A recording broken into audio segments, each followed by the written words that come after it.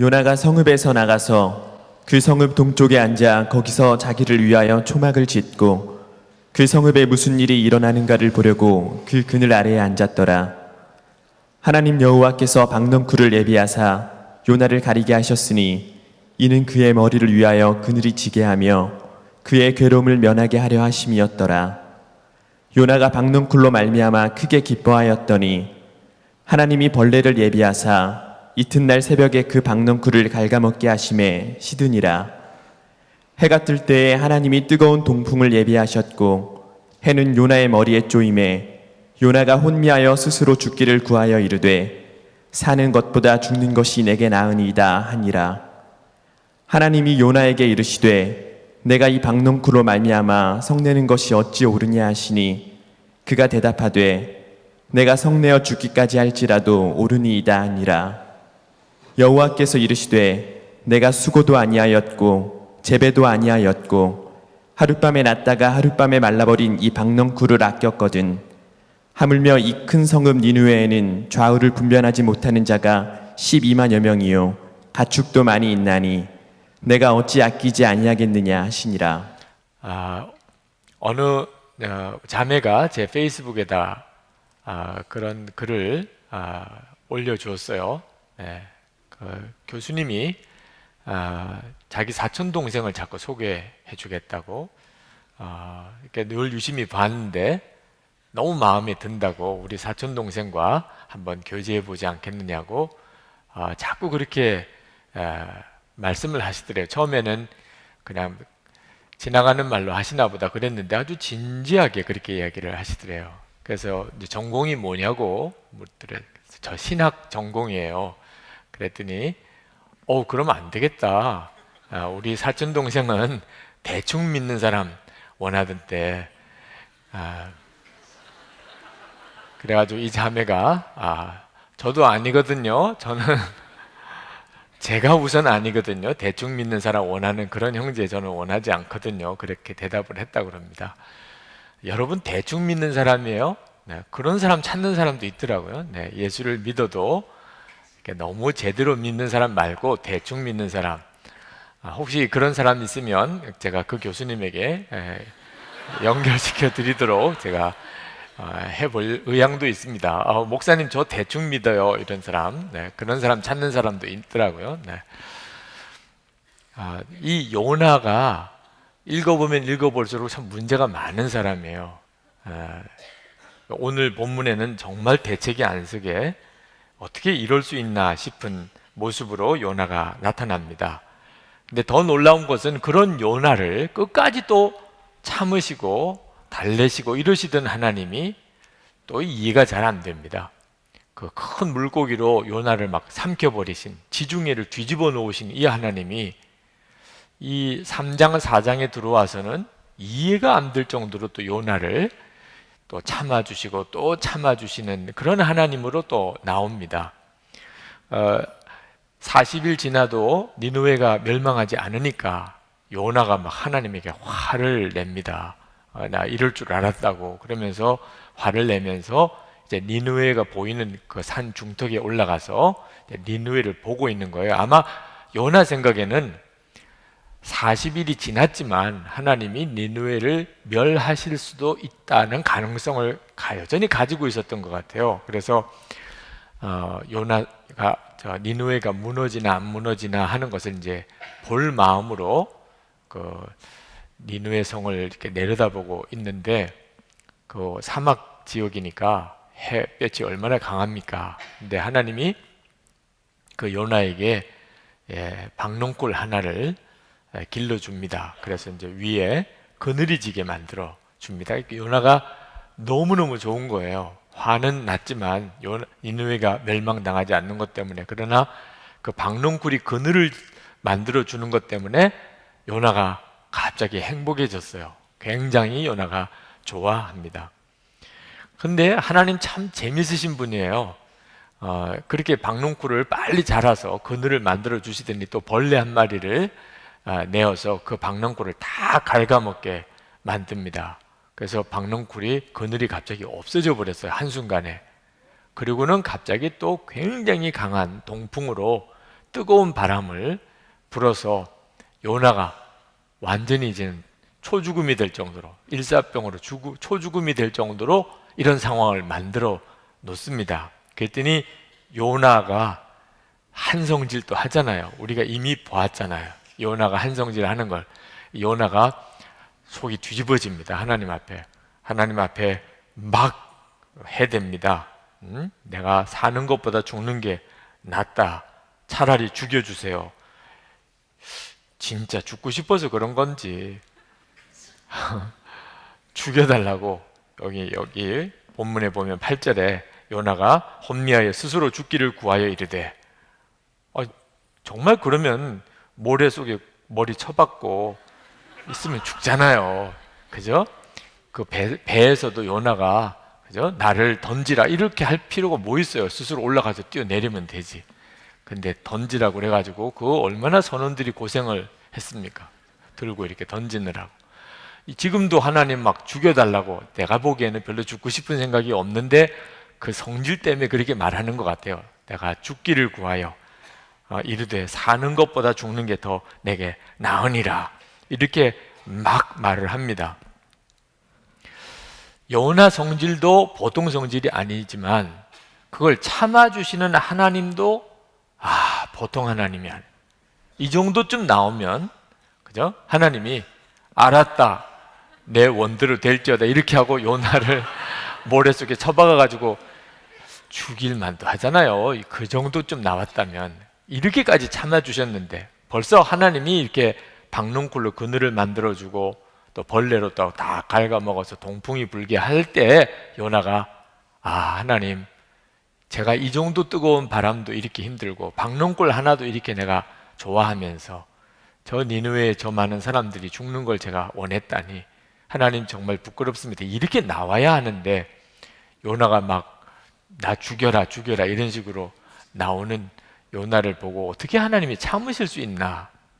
우리가 이해하기가 참 어려운 하나님의 모습이 여기 나옵니다. 그런데 사실 생각해 보면 이상하다, 하나님 참 어떻게 이렇게 하시나고 할 게 없는 것이, 저나 여러분들이 그런 하나님의 사랑을 그대로 받고 있는 거예요. 우리가 이렇게 요나서를 읽어보면 요나가 참 못된 사람, 요나는 어떻게 이런 사람이 하나님의 종이 됐나 이렇게 생각할 만하지만 저나 여러분도 보통 아니잖아요. 잊어버려서 그렇지. 여러분이 지금까지 살아오는 동안에 여러분이 했던 말, 여러분이 했던 행동, 그거 다 녹음이 돼 있고 녹화가 돼 있다면 여러분도 한성질 하는 사람이잖아. 그죠? 하나님 앞에 차라리 뭐 죽여달라든지 왜 나를 태어나게 하셨나요? 뭐라든지 이것도 축복인가요? 뭐 예수 믿어서 좋은 거 하나도 없어요. 뭐 맨 그렇게 하고 살았잖아요. 그죠? 부모님 원망하고 가정 원망하고 여러분의 생의를 원망하고 저주하고 여러분의 처지를 원망하고 뭐 그렇게 막 불평하고 원망하고 그렇게 살았잖아요. 네. 그러니까 다 하나님이 여러분에게 은혜를 주시고 복을 주시고 그렇게 여러분이 지금 살아있는 거거든요. 그리고 여러분을 위해서 예수님은 십자가에 죽으셨고 여러분이 지금은 조금 힘들어도 여러분에게는 영생이 약속이 되어 있고 여러분은 하나님의 자녀가 되는 권세를 받았고 이런 엄청난 복을 받고도 얼굴에 기쁜 내색이 없어. 그죠? 뭘 더 바래요 또.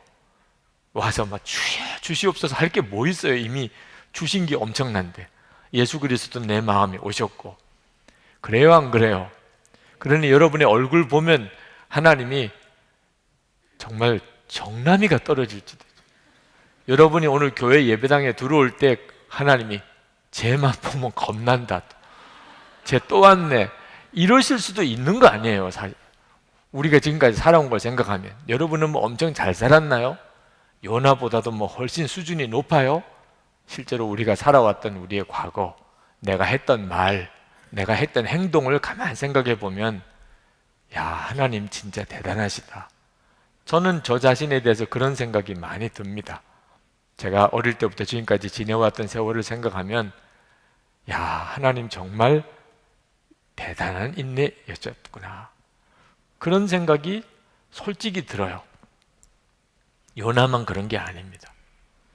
그렇게 하나님은 정말 참아주시고 기다려주신 하나님입니다. 그러니까 우리는 어떤 사람에 대해서 도무지 나는 더 참을 수가 없어, 이런 말을 할 자격이 없습니다. 하나님이 우리를 참아주신 거 생각하면, 기다려주신 거 생각하면, 그리고 오늘 또 이렇게 와서 여러분이 은혜의 자리에 오게 하신 걸 생각하면 우리는 어떤 사람에 대해서 나는 너를 더 이상 못 참아, 이렇게 할 자격이 없어요. 우리가 받은 은혜가 그렇게 크니까. 그런데 요나는 정말 정신을 못 차립니다. 하나님께서 요나에게 말씀하세요. 9절에 요나야, 너 박농굴 때문에 성내는 게 어찌 옳으냐. 하나님께서 너는 니느웨가 다 죽기를 이렇게 바랬던 너 아니냐. 근데 너는 박농굴 하나가 그렇게 사라진 것 때문에 그런 화를 내냐. 하나님도 참 대단하죠. 이 정도쯤 되면 일단 뺨을 한 대 때리고 무릎 꿇어 말씀을 하셔도 일단 그 정도 좀 해놓고 그 다음에 이야기를 하셔야 되는데, 하나님의 말씀하시는 이 톤이 굉장히 부드럽습니다. 그죠? 정말 어떤 때 보면 엄마 같아요. 한없이 착하고 받아주는 엄마. 여러분 중에는 동의 안 하실 분도 혹시 계시겠죠? 우리 엄마를 몰라서 그래. 목사님 우리 엄마. 그런 분도 있을지 모르지만 일단 이야기 속에 나오는 엄마. 네. 거기에 보면 엄마는 그러신다. 그죠? 한없이 이렇게 받아주는 부드러운, 내가 아무리 투정을 해도 이렇게 받아주는 그 엄마 말이에요. 그 엄마처럼 하나님이 너 어떻게 그렇게 성내는 게 어찌 옳으냐, 이렇게 말을 합니다. 그럼 요나가 성을 내다가도 제풀에 이제 푹 꺾어져서 그렇죠, 제가 또 그랬네요, 이렇게 나와야 하는데 요나는 뭐라고 대답을 해요? 내가 성내어 죽기까지 할지라도 옳으니이다. 진짜 요나 무섭다, 이런 생각이 들어요. 사람이 죽기로 각오하면 하나님도 이렇게 되나 봐요. 그죠? 뭐냐, 죽여라, 이말. 하나님 나 죽여. 차라리 이 박농골 하나가 사라진 것 때문에 요나가 꼭지가 돌았다 그러나요? 나는 그게 정확히 어떤 표현인지 모르지만 완전히 요나가 딴 사람이 됩니다. 그리고 하나님께 막 죽여라 죽여라 그렇게 나오는 거예요. 지금 나 지옥 갈래, 이런 사람 보잖아요. 우리가 뭐 전도할 때 보면 너 예수 안 믿으면 지옥 간다, 나 차라리 지옥 간다, 이렇게 나오는 사람도 있어요. 모르니까 사실 그렇기도 하지요. 그죠? 그리고 뭐 예수 믿는 사람 핍박하고 하면서 하나님 살아계시면 지금 나 벼락을 내려봐, 뭐 이런 식으로 아주 말도 안 되는 만용을 부리는 사람들도 있다곤 보지요. 예수를 안 믿으니까, 하나님을 모르니까. 그런데 요나는 선지자인데 말입니다. 선지자인데도 어떻게 그럴 수 있나. 요나가 막 하나님 앞에 악을 쓰면서 대듭니다. 박농골 하나 없어진 거, 그 너무너무 뜨거운 태양볕 때문에 그가 그렇게 나와요. 그러니 그 뒤에 하나님의 말씀도 더 기가 막힌 겁니다. 10절에 여호와께서 이르시되 내가 수고도 아니했고 재배도 아니했고 하룻밤에 났다가 하룻밤에 말라버린 이 박농쿨을 아꼈거든. 하물며 이 큰 성읍 니느웨에는 좌우를 분별하지 못하는 자가 12만 명이요 가축도 많이 있나니 내가 어찌 아끼지 아니하겠느냐 하시니라. 이렇게 요나서가 끝납니다. 하나님은 요나가 박농굴 때문에 그렇게 속상해하고 힘들어하는 것을 하나님이 아셨던 것 같아요. 요나 성질을. 그래서 이제 그걸 쓰신 거죠. 퍼포먼스로 박농굴을 쓰신 거예요. 얘 성질로 박농굴 이용하면 요나가 완전히 그냥 독이 오르고 그러겠구나. 하나님이 아시고 이제 박농굴을 이용을 하신 거예요. 요나가 막 독이 올랐어요.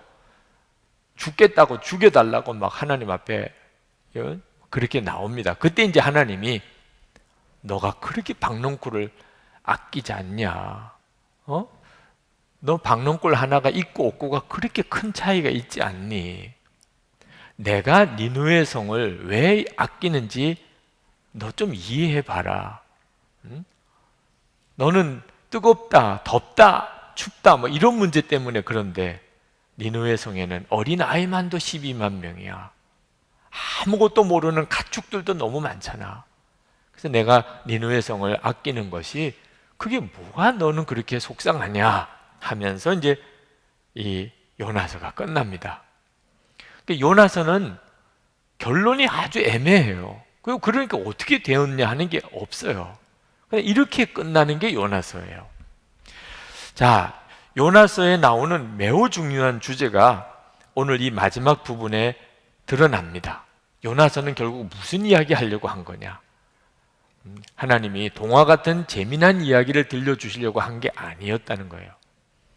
요나가 하나님 말씀을 거역하고 가다가 풍랑을 만나고 그러다가 물고기 뱃속에 들어가고 그러다가 사흘 만에 다시 살아나서 니느웨에 가서 하나님의 심판을 선포했더니 니느웨가 회개하고 그래서 니느웨의 멸망이 그쳤더라. 이런 이야기를 하려고 한 게 아니라는 거죠. 요나서가 말씀하려고 하는 진짜 주제는요, 이 못된 요나를 끝까지 하나님이 용납하시는 것, 그걸 보여주려는 거예요. 이 못된 요나를 하나님이 아예 벌하시거나 관계를 끊으시거나 하지 않으시고 끝까지 그 요나를 받아주시고 요나를 쓰십니다. 그리고 이 요나를 통하여 니느웨를 회개시키세요. 요나를. 그리고 그 사악한 성읍 니느웨를, 당대의 가장 악한 성이었어요, 그 니느웨를 여전히 하나님은 품어주시고 그리고 니느웨를 구원하시고 그리고 이 니느웨를 통하여 수많은 도시를 회개시키기를 원하시는, 예수님께서 이 니느웨를 통하여 회개를 선포하셨잖아요. 니느웨 사람들이 너희들을 이제 앞으로 심판하게 될 거야. 니느웨도 회개했어. 니느웨도 그러셨거든요. 그러니까 하나님이 이 요나서를 통해서 말씀하시려고 하는 중요한 주제는 악한 자, 이렇게 못난 자, 쓰임받지 못할 죄인, 이런 죄인을 하나님이 사용하시고 그들을 끝까지 포기하지 않으시는 하나님이시라는 사실을 말씀하시려고 하는 겁니다. 오늘 우리에게 하나님이 주시는 메시지가 있다면 우리 중에 실패자, 아주 못난 자, 악한 자, 이런 사람에게 주시는 메시지예요. 그러니까 여러분 중에 아주 괜찮은 사람, 이런 사람은 이제 가도 돼요. 여러분에게 주시는 메시지가 아니니까. 요나 유형의 사람들, 요나 유형의 사람들 아주 오늘 잘 오셨어요. 네, 나는 요나 같구나. 어지간해서는 감사 몰라요. 어지간해서는 순종 안 해요. 하나님 앞에도 바락바락 대든 적도 있어요. 요나 같은 사람. 그 다음에 니느웨 같은 그런 도시의 유형에 해당되는 사람. 우리 집안에서 내가 제일 문제아예요. 네. 우리 또래에서 또래지기를 울게 만드는 자예요. 네. 셀 모임에 차라리 안 나와줬으면 하고 기도하는 대상에 해당돼요. 내가 뭐 이제 이런 유형의 사람은 오늘 잘 오셨어요. 네. 여러분을 위한 메시지예요. 그 언론계의 거물인 테드 터너가 기독교를 가리켜서 패배자를 위한 종교라고 말을 한 적이 있습니다. 그래가지고 기독교인들이 발끈했죠. 미국에 있는 교회와 기독교 지도자들이 뭐 대단히 항의를 하고 그랬습니다. 나중에 테드 터너가 자기가 그런 말을 한 것에 대해서 유감을 표시했죠. 하도 뭐 반발이 심하니까. 그런데 이 테드 터너가 한 말, 패배자를 위한 종교다 라고 하는 말이 사실은 옳아요. 성경적으로 그래요. 기독교는 성공한 사람을 위한 종교이기보다는 패배자를 위한 종교예요. 고린도전서 1장 27절에서 29절에 보면은 이렇게 말씀했습니다. 그러나 하나님께서 세상에 미련한 것들을 택하사 지혜 있는 자들을 부끄럽게 하려 하시고 세상에 약한 것들을 택하사 강한 것들을 부끄럽게 하려 하시며 하나님께서 세상에 천한 것들과 멸시받는 것들과 없는 것들을 택하사 있는 것들을 폐하려 하시나니 이는 아무 육체도 하나님 앞에서 자랑하지 못하게 하려 하심이라. 분명히 그렇게 말씀하셨어요. 그러니까 하나님은 분명히 약한 자, 그죠? 미련한 자, 없는 자, 멸시받는 자, 천한 자들을 택하셔서 쓰시는 하나님. 그러니까 테드 터너가 실패자를 위한 종교다, 틀린 말이 아니죠. 그것에 대해서 막 항의하는 사람은 스스로가 사실은 잘 알고 있지 못한 겁니다. 세상 사람들이 볼 때 그래 보여요. 예수 믿는 사람들은 대부분 실패자 같아요. 믿음 좋은 사람들은 대부분 다 없는 사람, 이런 사람들 같아요. 복음을 전해보면 복음에 반응하는 사람들은 대부분 다 당시 그 사회의 천민들, 약자들, 그런 사람들이 처음에 복음을 받아들입니다. 성령이 임하는 이 성령의 사역도 가만히 보면 처음에 좀 무식한 사람, 사회적으로 지위가 낮은 사람, 이런 사람들이 주로 성령의 역사를 빨리 경험을 합니다. 그만큼 갈급하기 때문이죠. 그런 것이 그냥 성경적이에요. 저는 어릴 때부터 목사의 아들이지만 사실 그 점에 대해서 정확하게 깨우침을 받지 못했습니다. 부모님으로부터도 뭐 주변의 사람들로부터도 하나님은 실패자, 약한 자, 미련한 자, 천한 자, 없는 것을 쓰신다, 정확하게 저는 듣지 못했어요. 오히려 제 마음속에 하나님도 실력이 있는 사람, 능력이 있는 사람을 쓰실 것이다, 그런 생각을 하고 자랐어요. 세상은 다 그러니까. 세상은 실력 있는 사람을 찾잖아요. 여러분 직장 취직하려고 그러면 당장 실력이 있어야 되잖아요. 그죠? 여러분들이 실제로 장사를 해보든지 해보면 이게 실력이 있어야 되잖아요. 실력이에요. 지금 우리가 살고 있는 사회는 능력이 있어야 됩니다. 남보다 뛰어나야 되고, 하다못해 인물이라도 좋아야 돼요. 그죠? 그래야 뭔가 택함을 받고 쓰임을 받잖아요. 그러다 보니까 우리는 하나님도 그럴 것이라고 생각을 하는 겁니다. 하나님도 그런 사람을 쓰실 거다.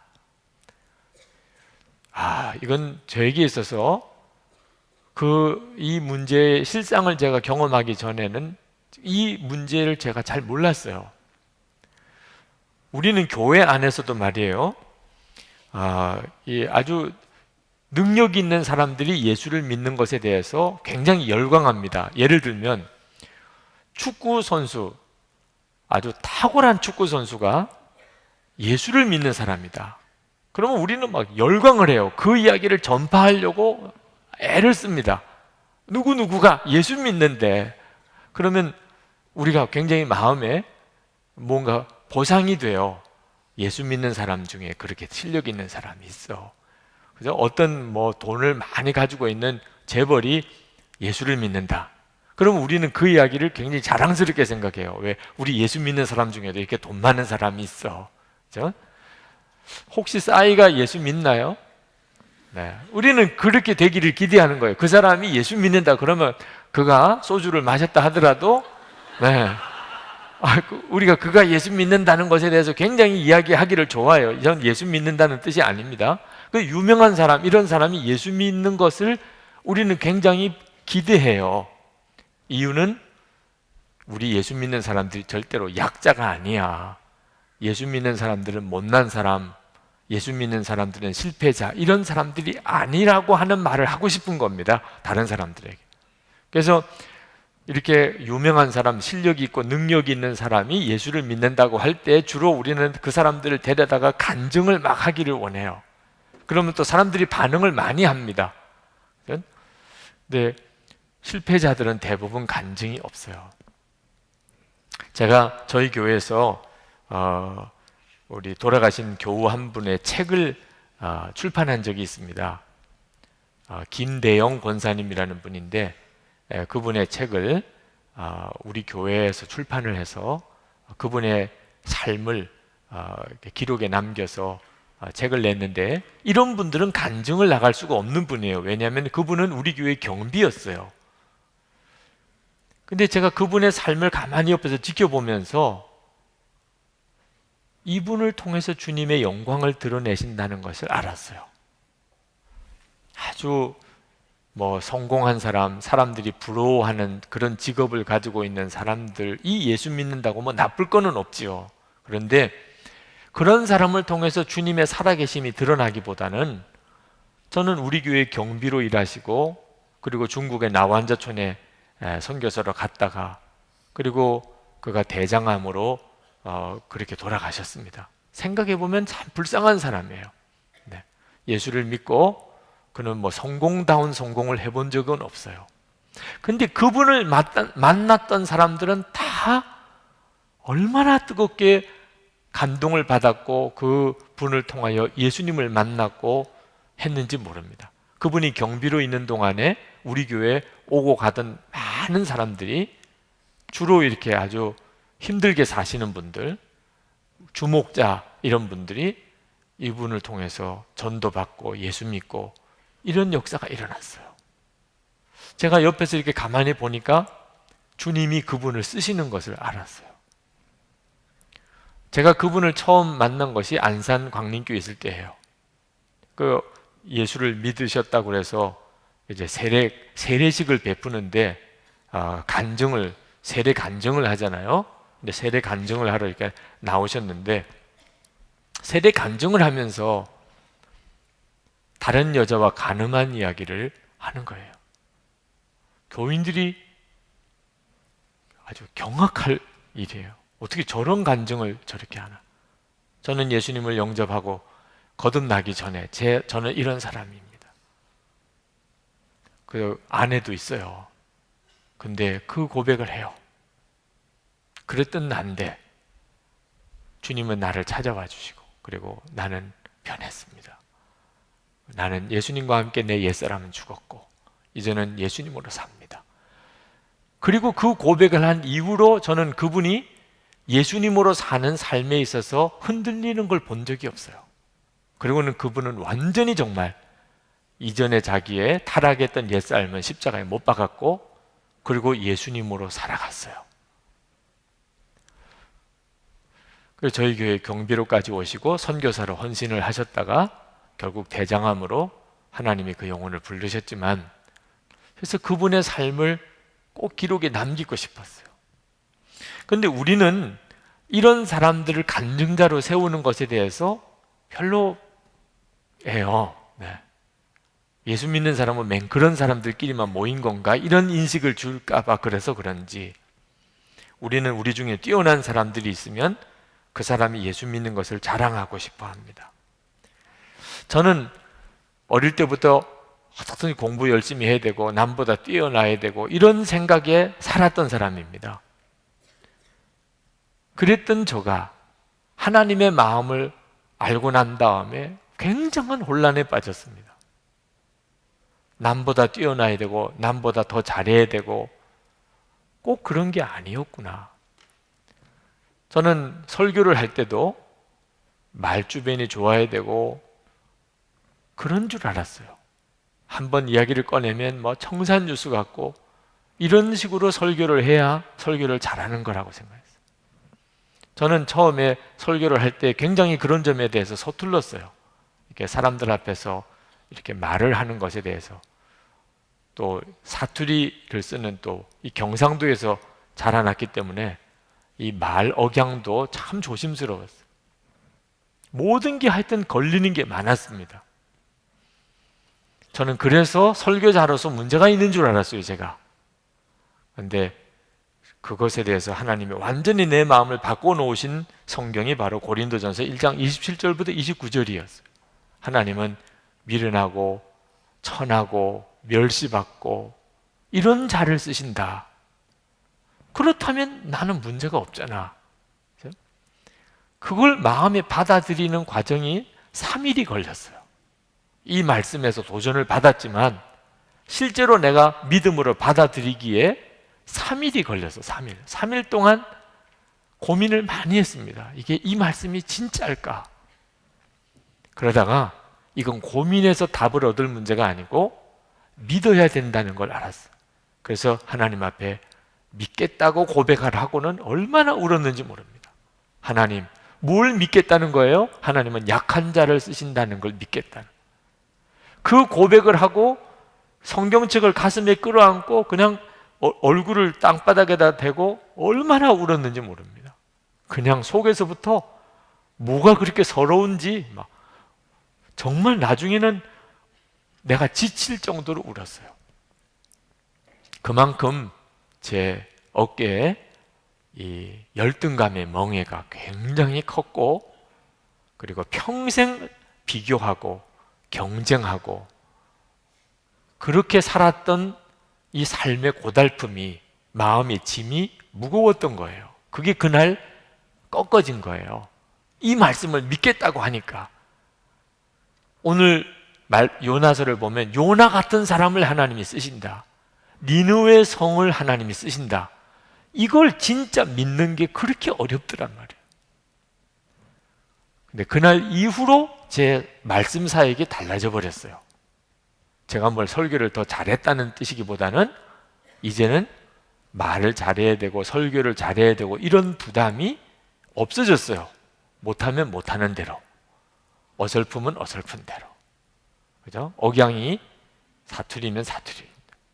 저는 저희 딸들한테도 핍박을 당해요. 네. 왜 아빠는 자꾸 다윗이라고 하냐? 다윗을 왜 자꾸, 저는 그냥 자연스럽게 이야기하면 다윗이에요. 네. 이 경상도식의 이 첫 발음이 강하게 나가는 이런 습관이 여전히 남아서 이렇게 표현이 그렇게, 말투가 그렇게 나가요. 지금은 그런 점에 대해서 별 신경을 안 쓰지만 옛날 같았으면 아빠는 왜 자꾸 다윗이라고 그래, 다윗을 하는 말을 들었으면 그 다음부터 저는 설교 못했을 거예요. 다윗 본문은 다 빼고. 네. 그 점이 그렇게 마음이 걸리니까, 아, 사람들이 또 흉볼 거야, 내가 이렇게 생각을 할 테니까. 근데 그런 마음이 없어진 것뿐이에요. 제가 설교를 더 잘했다는 게 아니고, 이제는 그런 것 때문에 누가 뭐라 그러더니 지적하는 것에 대해서 이제는 더 이상 마음 쓰지 않기로. 왜? 그런 나를 주님이 더 쓰신다니까. 그죠? 그러니까 여러분들이 제가 설교하는 것에 대해서 이제 이러쿵저러쿵 말하는 걸 알아요. 그래도 저는 상관이 없어요. 그런 나도 쓰신다는데, 그죠? 그러면 된 거지 뭐. 아니, 여러분이 어디 가서 제 말을 좀 사무실에 가서 뭘 제가 필요로 하는 서류를 하나 갖다 달라 이렇게 부탁을 했을 때, 여러분이 사무실에 가서 그 말을 뭐 전라도 말로 하든 경상도 말로 하든 그게 무슨 상관이 있어요? 그냥 목사님이 서류 갖다 달래요, 요 의사만 정확히 전달이 되면 된 거지. 그죠? 설교도 저는 그렇다고 생각해요. 주님이 전하라고 하는 내용을 전하면 됐지. 그게 제가 뭐 설교를 굉장히 잘한다는 이야기를 들을 필요가 뭐 있어요? 사무실에서 누가 와서 목사님이 서류 달라고 그래요. 그랬더니 사무실에 있는 모든 직원이, 이야, 저렇게 말을 잘하는 사람이다, 어떻게 저렇게 목소리가 좋고 인상도 저렇게 좋으네. 그래서 한 번만 더 이야기해 줘봐, 한 번만. 그게 무슨 소용이 있어요? 그냥 서류 주고 이렇게 전달해 오면 된 거지 뭐. 그러면 충분한 거죠. 그러면 되는 거구나. 하나님이 약한 자, 실패자를 쓰신다는 것을 그대로 믿는 게, 이게 그렇게 대단한 줄 몰랐다니까. 요나서를 통해서 하나님이 말씀하시려고 하시는 거예요. 하나님은 실패자를 쓰시는 하나님, 약한 자를 사용하시는 하나님, 못난 자를 통하여 하나님의 계획을 이루어 가시는 하나님이라는 겁니다. 우리는 자꾸 내가 힘이 있어야 되고 능력이 있어야 된다는 생각에 사로잡혀 있어요. 우리나라 형편에 대해서 어떤 분이 그런 이야기를 하시던데, 항상 권력이 어느 쪽으로 이렇게 가잖아요. 이제 새로운 대통령이 선출이 되면 또 어느 쪽에 권력이 갈지 모릅니다. 어떤 때는 뭐 총리실에, 어떤 때는 청와대에, 어떤 때는 뭐 국무총리에게, 어떤 때는 안기부에, 어떤 때는 비서실에, 어떤 때는 대통령 아들에게, 뭐 어떤 때는 경호실에, 뭐 이렇게 권력이 그쪽으로 이렇게 가는 경우가 있죠. 근데 다 지나고 보면 그 권력이 갔던 쪽이 전부 다 무너집니다. 그거 되게 신기한 일이에요. 어느 쪽이 권력의 실세다, 그러면 영락없이 그 뒤에 가보면 그쪽이 다 무너져요. 다 감옥에 들어가요. 권력의 실세들이. 그 뭘 이야기해 주는 거죠? 우리가 지금 헛것을 쫓아갈 수 있다는 겁니다. 우리는 강한 걸 좋아해요. 힘이 있는 걸 좋아해요. 그래서 결국은 하나님이 우리를 제대로 쓰시지 못하는 거예요. 우리가 지금 헛것을 붙잡고 있으니까. 하나님은 우리가 약할 때 더 강하게 쓰실 수 있다는 거예요. 그런데 문제는 어떻게 약해지는지를 모르는 겁니다. 어느 목사님이 골프를 배우신 이야기를 하더라고요. 골프를 이렇게 치려고 배우는데 자꾸 힘을 빼라고 그러더래요. 힘이 들어가서 안 된다는 겁니다. 제대로 맞지도 않고 공이 나가지도 않고 그렇다고. 목사님 힘을 빼시라고. 그래서 목사님이 힘을 뺐대요. 그런데도 자꾸 힘을 빼라는 거예요. 그래서 힘을 뺐는데 이게 힘 빼는 법을 모르는 거예요. 이 기가 막힌 사실. 힘을 어떻게 빼는지를 모르니까 그래서 나중에는 힘을 빼기 위해서 너무 애를 썼대. 그래서 힘을 들여 힘을 뺐대요.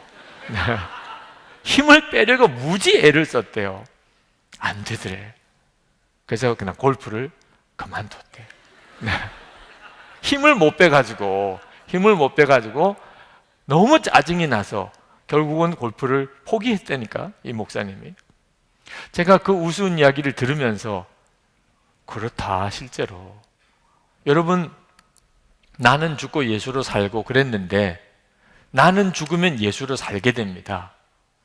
근데 나는 죽는 걸 몰라가지고 결국은 죽은 것도 아니고 산 것도 아니고 이렇게 신앙생활 하시는 분들이 많잖아요. 죽는 게 제일 어렵대네. 또 어떤 전도사님이, 목사님 저는 죽는 게 제일 어려워요.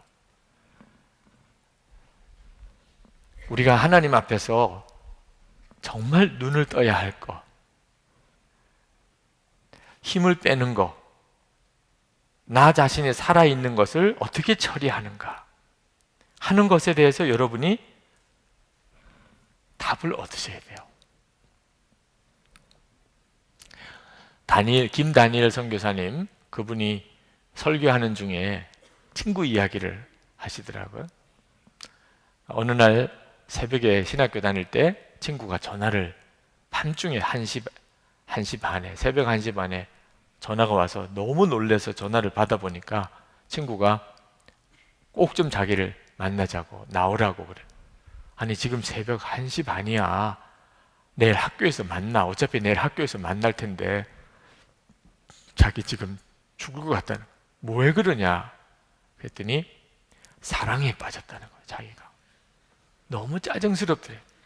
자기가 사랑에 빠졌다고 그래서 나를 새벽 1시 반에 깨우는 이런 친구를 어떻게 해야 되냐. 근데 뭐 죽을 거 같고 지금 당장 만나주지 않으면 자기 큰일 날 것 같다 그러니까 나갔대요.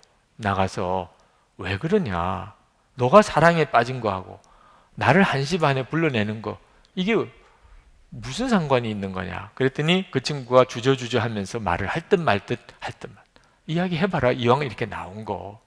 그랬더니 그 친구가 하는 이야기가 자기 인터넷 포르노 중독이라는 거예요. 인터넷 포르노 중독. 지금 1시 반까지 인터넷 포르노물에 사로잡혀요. 아무리 끊으려고 해도 안 된다.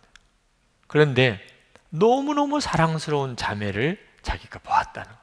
완전히 사랑에 빠졌다는 거예요. 그 자매는 너무너무 순수한. 그런데 나같이 이렇게 더러운 놈이 인터넷 포르노물에나 빠져있는 이런 내가 사랑한다고, 교제하자고 이게 할 수 있겠는가. 너무너무 괴롭다. 나 어떻게 해야 되니? 자기도 대답을 못 해주겠더래요. 자, 인터넷 포르노물에 중독이 되어 있는 이 친구가 그렇게 참 순진하고 사랑스러운 어떤 자매를 사랑을 하게 된, 이게 이렇게 서로 하라고 해야 되나? 교제하라고 해야 되나? 아니면 너 같은 놈은 아예 생각도 하지 마, 이렇게 해줘야 되나? 그래서 너무너무 답답해서 교수님을 찾아갔대요. 교수님을 찾아가서 이런 고민이 있는데 교수님 어떻게 하면 좋아요? 그랬더니 그 교수님이 그 친구에게 웃으시면서 너 그 인터넷 포르노물에 빠져 있는 것을 끊어보려고 애쓰고 노력하려고 하지 마. 깜짝 놀라는 이야기를 하더래요. 그런 노력하지 마. 그러면 뭐 괜찮다는 겁니까? 괜찮다는 게 아니고 노력해서 끊어지는 게 아니라는 거야. 사실 노력해서 끊어지면 중독도 아니죠, 뭐 그죠? 여러분들도 여러분 힘으로 안 되는 것들이 있잖아요. 그러니까 중독이라고 하는 거죠. 노력해서 끊어지는 게 아니야. 그럼 어떻게 하죠? 너 그냥 너 마음에 드는 그 자매, 너가 힘을 다하여 마음을 다하여 그냥 사랑해 봐라. 그렇다고 해서 스토커처럼 막 오히려 괴롭히지 말고 진짜 그 자매가 행복해지기를, 그 자매가 정말 행복하게 되기를 너 생각해보고 어떻게 하면 행복할까? 어떻게 하면 그 자매가 좋아할까? 너 그걸 생각해보고 그대로 한번 해보고, 뭐 카드를 보내든 꽃을 보내든 뭐 보이지 않는 저 그 자매를 섬기든 그 자매가 필요한 것을 위해서 너가 봉사를 하든, 너 한번 해봐. 그냥 너가 좋아하니까. 그렇게 참 대답 같지 않은 대답을 듣고 둘이 나왔대요. 그래서 그 친구가 그렇게 해보겠다 그러고, 그리고는 헤어졌어요. 그리고 한 1년쯤 뒤에 만났다 그래요. 1년쯤 뒤에 만났는데 너무 궁금하더래. 뭐가 궁금하냐면 이 친구가 그 인터넷 포르노물에 중독이 된 것에 대해서 어떨까? 그래서 이제 물어봤대요. 만나서 반갑게 인사하면서 너 어떻게 지냈니? 그러고 뭐 이제 그 자매랑 교제가 잘 되고 있다는 이야기도 나누고, 그런데 너 그거는 어떻게 됐니? 뭐? 그러더니 그거 너 그날 나 불러내가지고 말하던 그거 참 입에 담기도 참 민망한. 그랬더니 그 친구가 하는 얘기, 오 마이 갓. 자기는 생각도 안 했다는 거예요. 자기가 인터넷 포르노물에 중독이 되어 있다가 지금은 전혀 그런 것에 대해서 빠지지 않고 있다는 것을 생각도 못하고 있었다는 거예요, 지금까지. 그러니까 완전히 벗어난 거지 뭐. 어떤 한 사람을 뜨겁게 사랑하게 되니까, 진짜 사랑하게 되니까, 정말 사랑하면서 그를 위해서 섬기니까 나를 묶고 있던 것들에서부터 내가 노임을 받게 된다.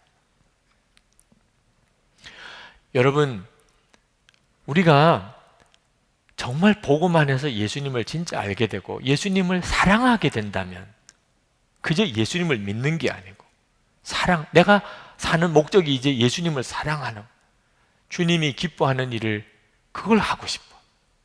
주님이 나를 통해서 기쁘시기를 원해요. 이제는 나는 예수님하고 사랑에 빠졌어. 여러분이 그렇게 주님을 품으면 여러분을 묶고 있는 것에서부터 노임을 받아요. 하나님은 우리에게 너 이거 고치고 와, 너 저거 해결하고 와, 너 이 정도 수준은 돼야 내가 너를 쓸 수 있어, 그렇게 안 하십니다. 왜냐하면 그렇게 할 수도 없으니까. 우리가 그렇게 할 수 있다면 주님의 십자가가 필요가 없었겠죠. 우리 주님은 주님이 그렇게 하게 해주신다는 거예요. 끊을 거는 끊어버리고 우리가 수준에 올라가야 될 것은 주님이 그렇게 수준에 올라가게 주님이 해주실 거라는 거예요. 그럼 우리는 어떻게 해요? 그냥 가만히 있으면 되나요? 이미 나는 죽고 예수로 살게 해주셨다는 사실을 믿고 나는 주님을 사랑하는 것만을 위해 살기로 작정한 것. 내가 뭘 끊어버려야 되겠다, 뭐 나는 이거 해결해야 되겠다, 이런 생각 자체를 진짜 주님께 다 맡겨버리고 나는 그냥 주님만 사랑할 거야. 주님 기쁜 게 내가 기쁜 거, 주님 원하시는 게 내가 원하는 거, 나는 그냥 주님이 즐거우시면 나는 좋아. 그렇게 한번 살아봐야 되겠다. 여러분, 누구를 그렇게 미치도록 사랑해 보셨나요? 그런 사람을 만나면 그 사람은 진짜 행복한 사람일 거예요. 누구를 정말 그렇게 사랑해 보는. 여러분 집에서 여러분의 어머니, 아버지 관계가 좀 안 좋으신 분들, 그 어머님, 아버지를 한번 여러분이 그냥 사랑해 보는 거예요. 요구하는 거 없이 그냥 사랑해 보는 거. 부모님들에게는 그렇게 설교합니다. 여러분의 집에 자녀들, 원수 같은 자녀들 있지요? 네, 있습니다. 다 부모님들은 다 마음으로 동감. 근데 그 자녀들을 그냥 사랑해. 아무것도 요구하지 말고, 뭐 바로 살아주기를 원하지도 말고, 어떻게 뭐 만족하게 행동해 주기를 원하지도 말고, 그냥 사랑만 해, 사랑만. 여러분들은 정반대일 수도 있어요. 그죠? 여러분들에게는 부모가 그럴 수도 있어요. 원수 같은 부모를 만났다고 합시다. 여러분 한번 해보세요. 부모님이 뭐 행동이 바꿔지기를 원하지 말고, 내가 이만큼 했으니 반대급부를 요구하는 식으로도 하지 말고, 그냥 그 참 나로서는 이해도 안 되고 너무 나를 아프게 한 부모님이지만 그 부모님을 그죠? 기쁘시게 하는 일을 위해서 내가 한번 살아보자. 그 부모님이 원하시는 것 내가 다 해드리자. 해보세요. 비로소 그때부터 주님은 여러분을 통해서 여러분 자신을 구원해내고 여러분이 그토록 기도하던 것들이 이루어지는 역사를 주님이 이루십니다. 주님이 그렇게 쓰시기 시작해요. 사도 바울은 자기를 죄인의 괴수라고 그렇게 불렀는데 사도 바울은 놀라운 걸 깨달았기 때문이에요. 자기 같은 자를 들어서 복음을 전하시는 하나님의 계획, 예수님을 핍박하는 자였습니다. 그랬던 자기를 사도로 삼아서 쓰시는 하나님, 뭘 말하는 거죠? 예수님 안에서 변화되지 않을 사람이 없다. 사도 바울, 자기가 스데반도 죽이고 예수를 핍박하던 자였어요. 그런 나를 어떻게 하나님이 쓰시나? 나를 향한 하나님의 계획이 이렇게 놀랍구나. 내게 있어서는 가장 약한 점이었어요. 그래서 사도 바울은 나중에 자기의 약한 것을 자랑한다고 했습니다. 이제 깨달은 거예요. 하나님이 나를 쓰시는 통로가 내가 뭘 잘하는 걸 쓰시는 게 아니고 내가 실패한 거, 약한 거를 쓰는 거예요. 저렇게 약한 사람이 어떻게 저렇게 살 수 있나? 여러분이 십자가의 복음을 통과하고 나면 여러분의 약한 것이 바로 하나님의 계획이 됩니다. 이것이 이 요나서에서 주시는 중요한 메시지예요. 이 툴리안 차비진 목사님이 나는 하나님이 정말 싫습니다. 그 책 속에서 이런 표현을 써요. 요나의 부족적 사고방식과 하나님의 선교적 사고방식. 요나는 이 유대 선민 사상의 틀을 못 벗어납니다. 그래서 요나는 이 니느웨가 다 멸해서 죽기를 원하는 거예요. 자기는 호박잎 하나 그것에 대해서 그렇게 연연하면서, 이게 바로 이 선민의식에 빠진 사람의 전형적인 특색이에요. 자기중심적인 이기주의자들이 자기한테는 이 호박 덩굴 하나 아깝게 생각하면서 12만 명이나 되는 어린아이 다 죽는 거, 그게 오히려 통쾌한, 이런 참 말도 안 되는 이런 심성이 사람의 본성이에요.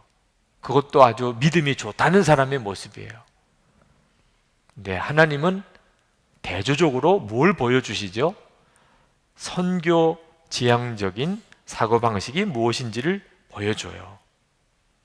그동안에 우리는 예수를 믿으면 잘 산다, 팔자 고친다, 성공한다, 이런 사고방식 속에서 예수를 믿었습니다.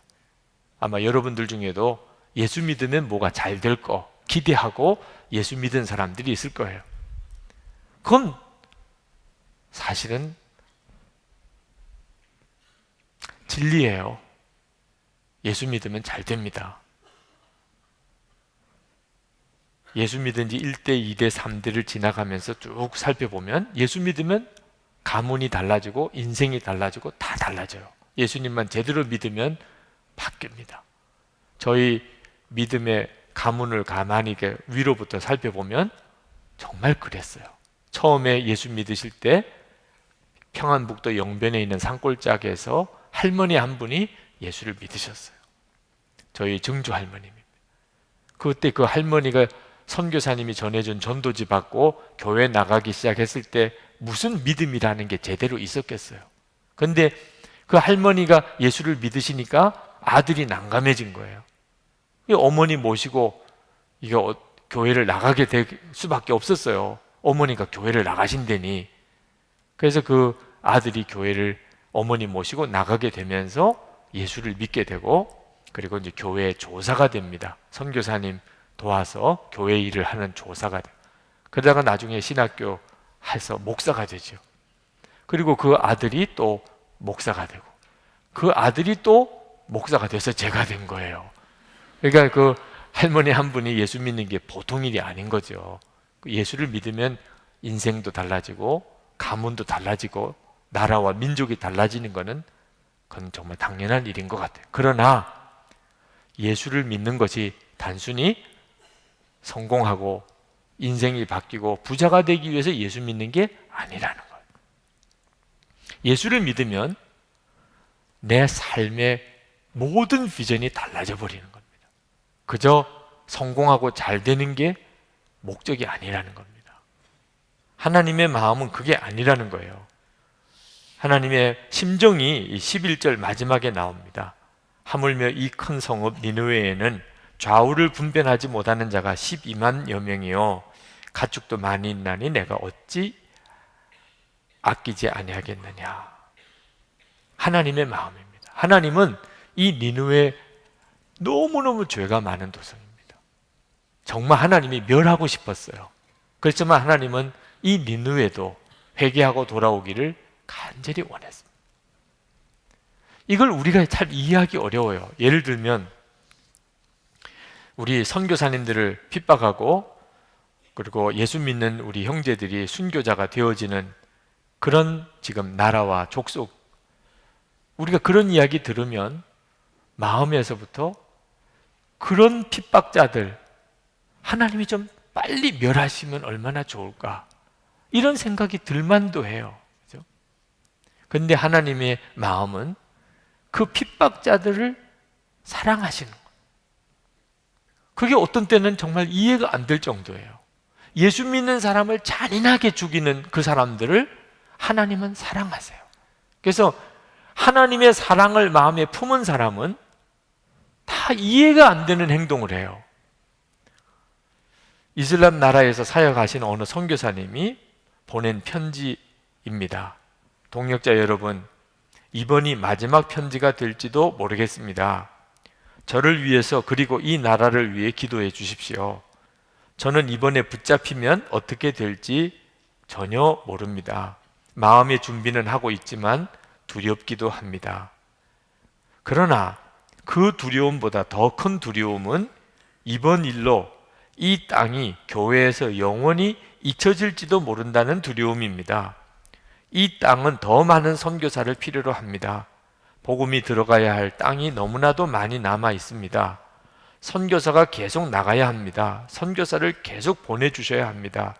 와서 죽을 거 알면서도 보내주셔야 합니다. 그 길 외에는 이 영광스러운 복음이 전달될 방법이 없기 때문입니다.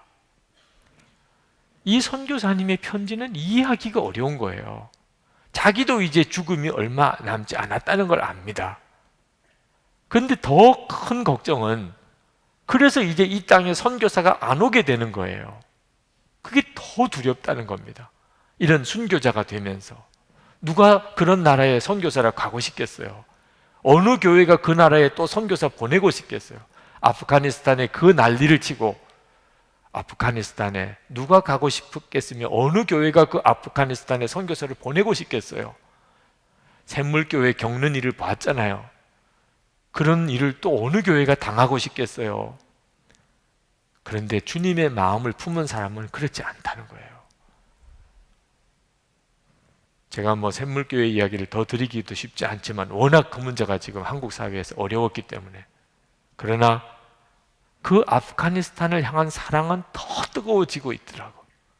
이제는 드러내놓고 하지는 않습니다만 오히려 그 이전보다도 더 많은 일을 하고 있어요. 이해가 안 되는 일이에요. 순교하는 선교사님이 이제는 선교사님이 더 이상 이 나라에 오지 않을까 봐 걱정을 하는, 한국 교회에다가 계속 선교사를 보내달라고. 이게 바로 하나님의 마음이에요. 우리는 저 사람은 이제는 벌 받았으면 좋겠다. 하나님은 그런 사람을 나를 사랑하는 것보다 더 사랑하세요. 누가 나를 핍박하면 나를 사랑하는 것보다 핍박하는 그 사람을 하나님이 더 사랑하세요.